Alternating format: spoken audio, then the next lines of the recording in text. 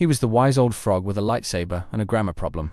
The guy who showed up in Empire Strikes Back, swung a stick around, lifted an X-wing, and immediately locked in his legacy as the ultimate Jedi philosopher. But here's the thing. What if the Jedi's most iconic leader wasn't actually that wise? What if he was just really good at sounding smart, while doing absolutely nothing helpful for 2 entire trilogies? Yoda sat through the rise of the Empire, watched Anakin spiral into darkness, sensed the Sith literally reawakening in the Force, and still just kind of blinked slowly and said things like, "Hard to see the dark side is." Yeah, thanks buddy. Very helpful. While Palpatine is over there giggling in the corner and naming himself Emperor. Honestly, if we judged him like any real-world leader, we'd be talking about how badly he botched the entire war effort. And let's not pretend he didn't have power. This wasn't some ceremonial figurehead. Yoda was the Jedi Grandmaster, top of the food chain, head of the council. And what did he do with that power? Rejected Anakin, ignored warnings, let the Jedi become military pawns, and then dipped to a swamp after it all exploded. That's not a wise retreat. That's just a 900-year-old man ghosting his responsibilities. I mean, imagine you're in a burning building, and the firefighter just shrugs and says, "Unclear the flames are." You'd be screaming. That's what the galaxy was doing. While Yoda meditated, he wasn't some flawless sage. He was a relic of a broken system. And it's time we stop treating him like a flawless marble statue and start recognizing the cracks. But here's the twist. It's not about hating Yoda. It's about finally questioning the guy we were all told to blindly trust. Because Star Wars is full of heroes who learn from failure. And maybe Yoda's real legacy isn't his wisdom, but the mistakes he finally admitted, when it was too late to fix them. In this video, we're breaking down why Yoda might be the most overrated Grandmaster in Star Wars history. From his rigid philosophy to his eerie ability to ignore red flags bigger than a Death Star. We're diving into the myths, the failures, and the moments that proved the little green guy wasn't always the mentor we needed. When people think of the Jedi Order, they picture robed monks swinging lightsabers and spouting wisdom like fortune cookies with midichlorian seasoning. And standing above them all, there's Yoda, this little green enigma perched on his hover chair, eyes half shut, voice cryptic, and reputation untouchable. But what if we've been seeing him all wrong this entire time? What if the Grand Master of the Jedi Order wasn't the galaxy's spiritual guide, but its greatest blind spot? Think about it.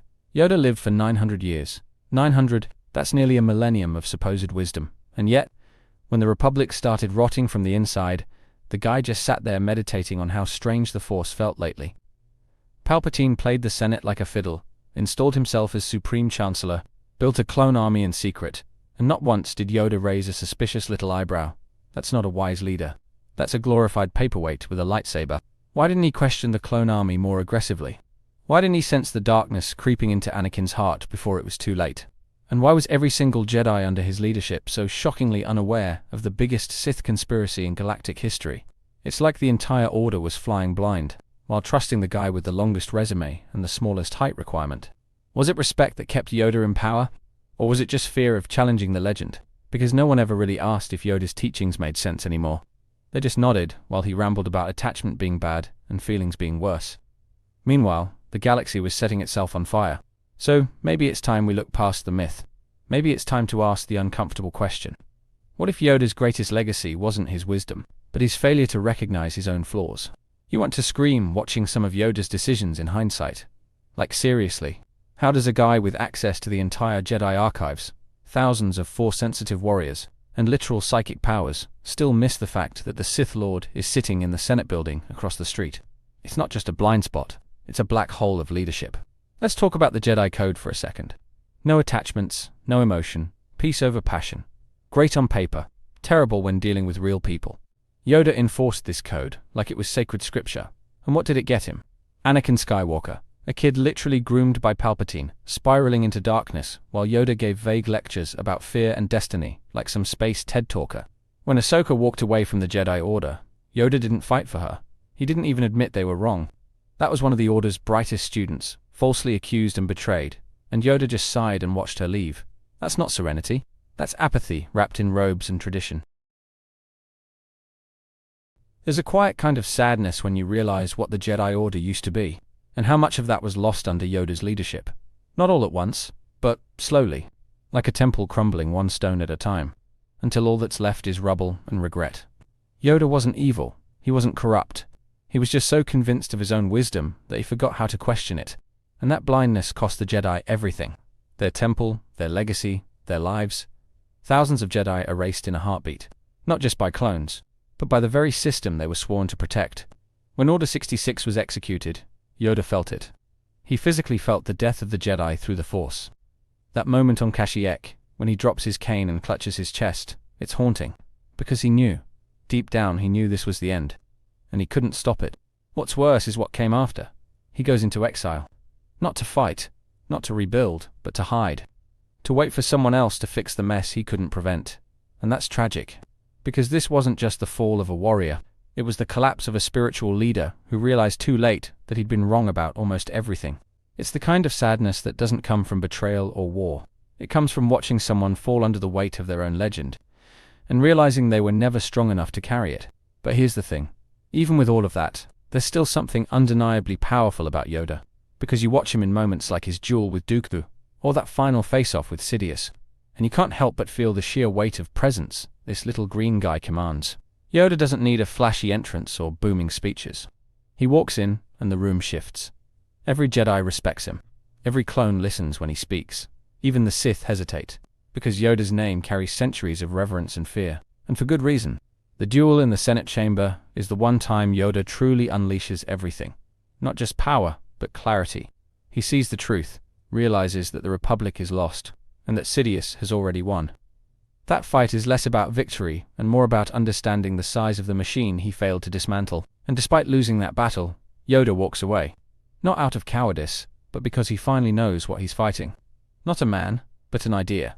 An empire built on manipulation and complacency. And maybe he knows that killing Sidious wouldn't be enough to stop it. There's awe in watching someone realize their own failure, and still choose to carry on, not as a hero, but as a guardian of whatever light remains. Yoda's greatest redemption didn't come from the Clone Wars, or the Jedi Council. It came from Luke Skywalker, the one Jedi who wasn't trained in a temple, but in exile, away from the rules, away from the dogma, away from the chains Yoda once helped forge. When Yoda trains Luke, he finally softens.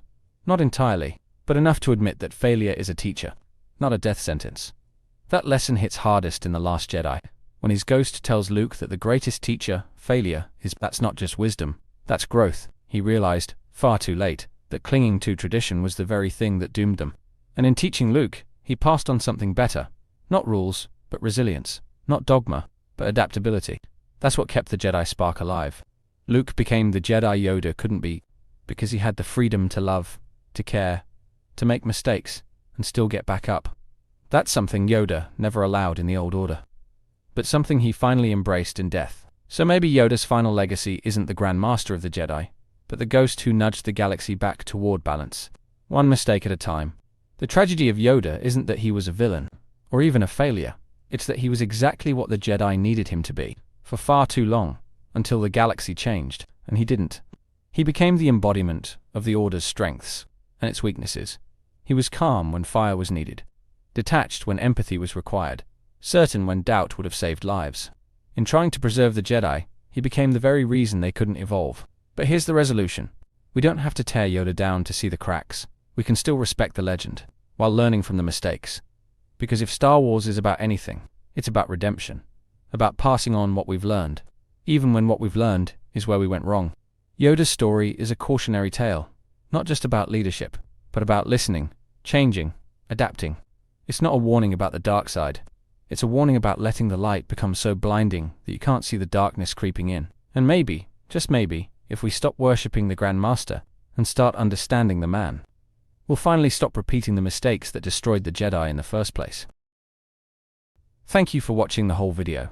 I make videos because of my love for Star Wars and Marvel. I've been asked countless times how I get my subtitles, and I generate them automatically with a tool I built. That same tool can be used here on my website. It's completely free and doesn't require signing up. My website contains the subtitle generator that is perfect for any video, blogging post, where you can sign up with your email and receive notifications for when I post, and also my 3 channels. Critical Analysis Hub focuses on Star Wars and Marvel movies. Critical Analysis Hub Plus looks at Star Wars and Marvel shows. And Critical Analysis Hub XP centers on video games, like The Last of Us series, Jedi Survivor, and GTA 5. Thank you for being a fan.